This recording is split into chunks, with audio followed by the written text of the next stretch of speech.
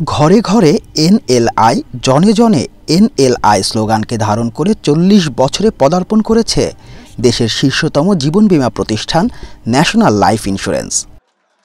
যথাসময়ে বীমা দাবি পরিশোধ সহ দেশের বীমা খাতে বিশেষ অবদান রাখায় এরই মধ্যে কোম্পানিটি রাষ্ট্রীয় পুরস্কার সহ অর্জন করেছে দেশীয় ও আন্তর্জাতিক নানা পুরস্কার।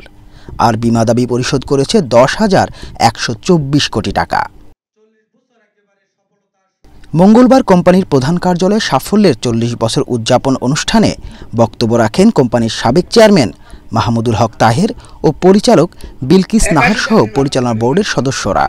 আমরা আজকে অর্জনের পর অর্জন করে আসছি, মাশাআল্লাহ ভবিষ্যতে আরো ভালো হবে।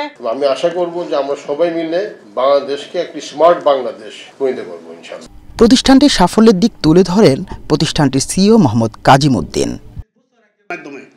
মধ্যে ন্যাশনাল লাইফ ১৯ সালে যে ব্যবসা করেছিল, ২০ সালে আরও অনেক বেশি ব্যবসা করার কারণে আমরা দক্ষিণ এশিয়ার মধ্যে শ্রেষ্ঠ বীমা কোম্পানির সুনাম আমরা অর্জন করতে সক্ষম হয়েছি।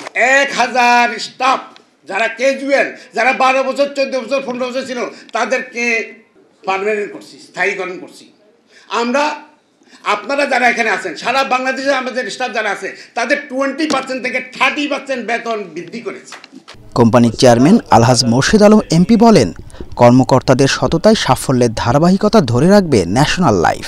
আমরা ন্যাশনাল লাইফ ইন্স্যুরেন্স কোম্পানি আমরা দেখিয়ে দিয়েছি যে মানুষ ইন্স্যুরেন্সের প্রতি আস্থা আমরা ফিরে আনতে পেরেছি। আজকে এই ইন্স্যুরেন্স কোম্পানি অনেক দূর আমরা এগিয়ে গেছি এবং আমরা সম্মান পেয়েছি, আপনারা স্বীকৃতি পেয়েছেন। যে যাই করুক আমরা কোথায় তাকাবো না, আমরা আমাদের সঠিক পথে আমরা এগিয়ে যাব। আমাদের ম্যানেজমেন্ট, আমাদের বোর্ড, আমরা সঠিক পথে আমরা থাকব। আমরা আমাদের কোম্পানিকে আমরা আমাদের সিনসিয়ারিটি দিয়া, আমাদের অনেস্টি সততা দিয়া এবং আমরা কর্পোরেট কালচার দিয়া আমরা এটাকে এগিয়ে নিয়ে যাব। পরে ন্যাশনাল লাইফের প্রতিষ্ঠাতা চেয়ারম্যান এম হায়দার চৌধুরীর রুহের মাগফিরাত কামনায় দোয়া করা হয়। মাঝহারুল আমিন শুভ, এশিয়ান টেলিভিশন।